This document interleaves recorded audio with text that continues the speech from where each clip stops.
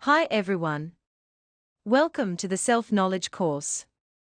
Today we are going to see a very important and interesting topic. We are going to know the processes of evolution and involution that we, as sparks, go through in this physical manifestation. How we have been evolving and involuting through the different kingdoms of nature, and for what purpose. And we are going to learn about the law of revolution, which will allow us to get out of this mechanical wheel in which we find ourselves, rescuing all the wisdom that is trapped within our defects. The objective of this topic is that we can clearly see why we have come to this planet, and how we can achieve that goal. And why is this topic so important? Because if we don't get to that point in our life, where we clearly understand what we are doing here, what is the purpose of existing, we will simply keep spinning on this wheel, known as the Wheel of Samsara, repeating the same actions, and making the same mistakes, without even having the possibility of awakening. Let us first understand what the laws of evolution and involution are. The laws of evolution and involution are two of the 48 laws that governs the mechanics of this world. Therefore, these laws are completely mechanical, and each depends on the other. And these two laws are processed in everything. We see that everything begins, grows, decreases, and ends. Plants, animals, people, everything is born and evolves until reaching a climax. Then they begin to get sick, to weaken, until one day they die. But the same is true in everything. A company, for example, it is formed, it grows, reaches a peak of profitability, and eventually declines until it falls completely. And we can even see that, in how the great and powerful civilizations that have existed, have reached a peak in their evolution, and have fallen in the same way. So, we can see that nothing escapes these two laws.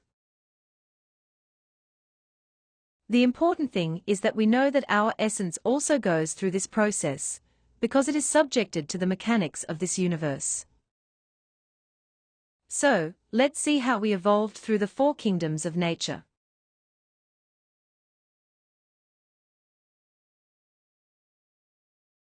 The most common thing is that people believe that they are just their physical body. But certainly, we are much more than that. This physical body is just a vehicle that our essence, which is our spirit or consciousness, is now using to move in this third dimension. That spirit, that consciousness, which is what we really are, is that divine spark that came from that source, or God, or whatever you want to call it, which is also known as the sacred absolute sun. All the sparks come from the sacred absolute sun in search of its mastery or self-realization. That makes us know that we came with a purpose. And that purpose is to obtain wisdom, through all the experiences that we are going to live, while we create the ego through the different kingdoms of nature. That is, we came to this physical manifestation to take a course, a master's degree, to return to the source with wisdom, once we have achieved our own self-realization. When the sparks leave the sacred absolute sun, they do so through one of the 7 rays of creation, and then, they are connected to the Wheel of Samsara. This wheel ascends in evolution, led by Anubis, and descent into involution, led by Typhon. This spark has 3% of free and conscious essence, and 97% of innocent and trappable essence. And it will enter the different kingdoms of nature to create the ego, in which this 97% of essence will be trapped. And there, in this wheel, 300,000 esoteric years are given to the spark to achieve self-realization. Those 300,000 esoteric years are represented in the formation of 3,000 souls. This means that we have the right to turn this wheel 3,000 times. And in each turn, we are going to create a soul, by passing through the different kingdoms of nature. And upon reaching the human kingdom in each cycle, we will have the right to 108 existences, or 108 human physical bodies. So that in one of those existences as humans, we decide to do the work of developing that soul and achieving self-realization. If we don't do the work of awakening our consciousness in one of those opportunities, we will lose that soul that we have created through that cycle, when going through involution. And we will have to create a new soul, when entering a new spin on the wheel of samsara. If we do the calculation, one soul, per each of the 3,000 cycles, and 108 human existences, per each of the souls. This is equivalent to 324,000 human physical bodies. That means that we have been given 324,000 opportunities as humans to awaken our consciousness and achieve self-realization. But it is important to know that not all sparks reach self-realization. Many remain hanging around in this process of evolution and involution, until their opportunities are exhausted, without ever reaching that point of revolution, which leads them to awaken their consciousness and reach their self-realization. All sparks have free will and are not obligated to succeed, but there are three alternatives on the wheel. The first alternative is triumph, which is to achieve the intimate self-realization of the being, in any of these opportunities. The second alternative is failure, which is exhausting all opportunities, without being able to awaken consciousness, and returning to the Absolute with only 3% of consciousness, just as it went down. And the third alternative is renounce the wheel. This case is determined by the Divine Mother of a spark that does not have the strength to resist the pressure of the wheel. Then, it is cleansed of the ego, and returned to the Absolute with the 3% of consciousness with which it left the Absolute. And return in the same conditions as a spark who failed. Now, let us analyze the process of evolution in more detail. Once the spark emanates from sacred Absolute Sun, it enters the wheel through the mineral kingdom. In the mineral kingdom, our spark was connected to the physical body of an evolutionary mineral, such as a precious stone, a metal, or even a grain of sand. There our soul was called a gnome or pygmy. This means that when we enter the wheel of samsara, our spark moves freely in a superior dimension of nature, but our silver cord is connected to an evolutionary mineral, to begin its learning process. Although we see minerals inert, and believe that they have no life, in reality, they are the physical body of a spark that is learning in that kingdom. This spark is assigned a first brain, which is the emotional brain. Therefore, it has the ability to feel simple emotions. It has no psychological defects yet, but will begin to create them. The only duty that the spark has in this kingdom is to attend the school, where they are taught the different things corresponding to the mineral kingdom. Under these conditions it will last thousands and even millions of years, forming its first defects. The first defects that form are those of disobedience to the Guru's devas of nature, then the defects of antipathy, and so on. When Anubis sees that the spark has already created enough defects, he transfers it to the plant kingdom. In this kingdom, our spark was connected to an evolutionary plant, according to the original ray to which we belong, a towering and beautiful tree, or a tree or plant that provides food, a tree or flowering plant, a healing plant, etc. There, our soul was called elemental. Its consciousness continues at 3% as it started, but evolves with the defects created earlier. Here the sparks are assigned a second brain, which is the motor instinctive sexual brain, which will allow them, in addition to the ability to feel basic emotions such as liking and disliking, which the emotional brain allowed them, now they will begin to develop the instinct, to start recording those emotions of liking and disliking. So, now it will create defects related to fear, sadness, pleasure, and pain. Now it will also have the ability to move slightly in search of sunlight, and move its roots in search of more nutrients.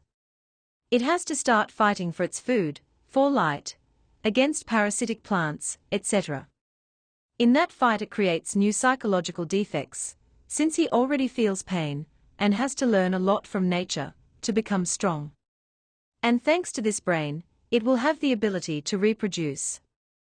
In this kingdom, that spark must learn everything about plants and their capacities. And in fact, once we start to awaken, our consciousness will begin to remember this knowledge that we once had, and we will know how to use plants for healing. When our Guru saw that we had created enough defects, he disconnected us from the plant kingdom, and connected us to the animal kingdom.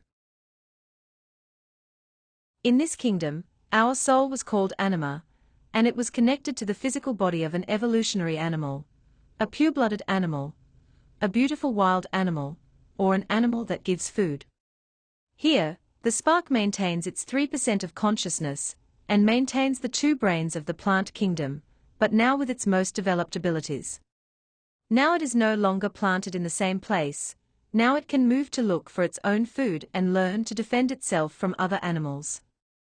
In this kingdom it will develop all his animal instincts, fornication, violence, fear, etc.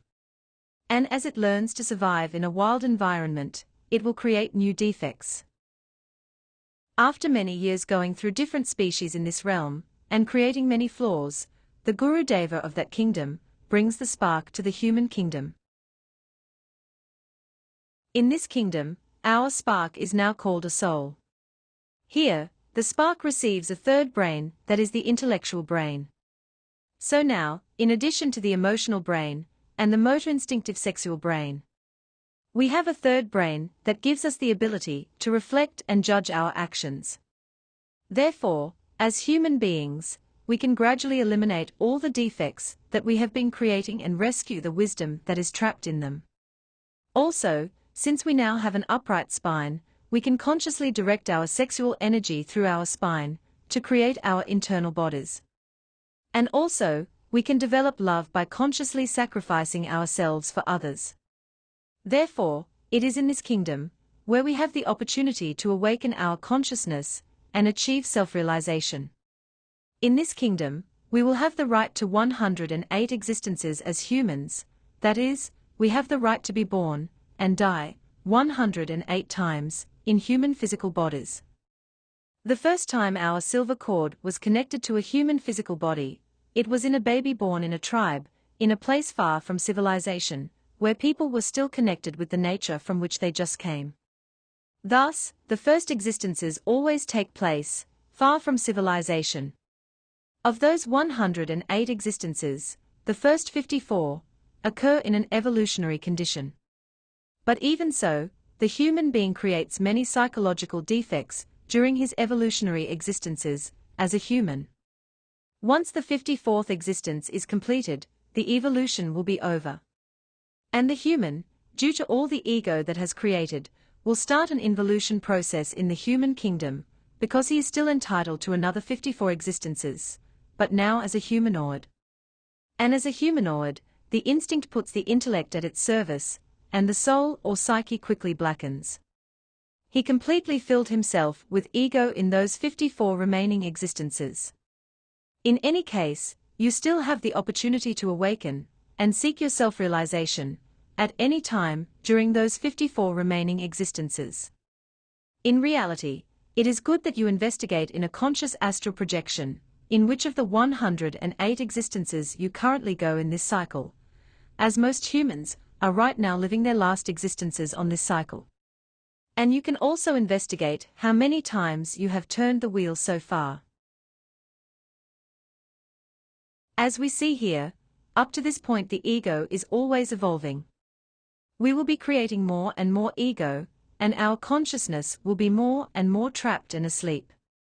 If we do not take advantage of our soul, we will lose it. Since once our 108 existences as humans are exhausted, without taking advantage of any of those 108 opportunities to release all our energy, rescue all the consciousness trapped in the ego, and create the existential bodies of the being in order to achieve self-realization, we will enter involution until nature disintegrates the last of the psychological aggregates, and we achieve the second death. Let's now see what exactly involution is. Once the 108 existences as humans in a cycle are exhausted without working on ourselves, our spark will be connected to an involutionary animal. The silver cord will be connected, for example, to a stray dog, or a donkey that is forced to work all day, or a pest, such as rats, cockroaches, etc. While our spark, contaminated with all this ego, to free itself from all this, will penetrate the 9 Dante's circles, from where it will not get out, until nature finishes disintegrating all the defects. Here, in the animaloid kingdom, we will receive successive animal bodies. And later our spark will be connected to various bodies of involutionary plants. Thus we will go down through the kingdoms in its involutional side, and finally we will arrive at the involutionary mineral kingdom, where our spark will be connected to decomposing minerals. In the involution, nature will disintegrate all the psychological defects in a very long and painful process, and we will achieve the second death. This process can last thousands or millions of years, and in the end, our spark will come out totally clean of ego, with barely 3% consciousness, but having lost the created soul, and all the wisdom acquired in that turn of the wheel. And it will be connected once again to the evolutionary mineral kingdom, to start a new turn on the Wheel of Samsara, to create a new soul.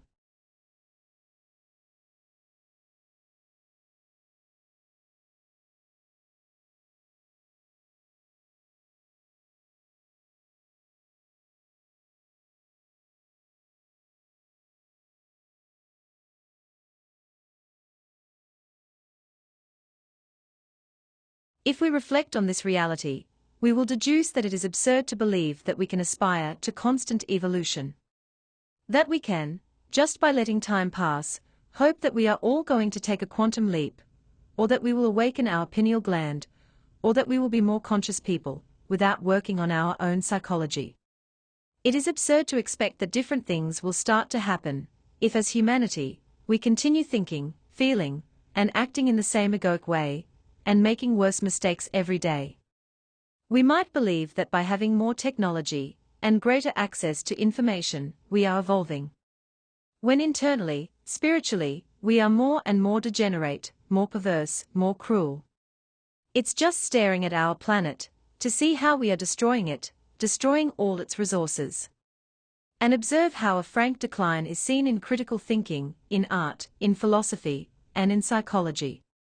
If we analyze ourselves internally, if we manage to wake up to see our own internal decadence, we will realize that we are not really in evolution, but in involution, and that we urgently need to make an internal revolution. Because only through conscious revolution is human regeneration possible. And is possible to free ourselves from this wheel of constant deaths and rebirths, of evolution and involution. And what is revolution? The consciousness revolution is a work that each one of us must do to achieve their own change. This change is made through the three factors of the revolution of consciousness. The first factor is psychological death, which consists of discovering our psychological defects through self-observation, prosecuting the defects until understanding them, and eliminate the defects we have discovered in us, with the help of our particular Divine Mother. With psychological death, the trapped consciousness is freed from the defects. The second factor is the spiritual birth, which is to begin to make a wise use of the sexual creative energy, to create the existential bodies of the being. And it is achieved through the sexual union of man and woman, without spilling the sexual creative energy. With the spiritual birth, the liberated consciousness is fixed to the spinal cord.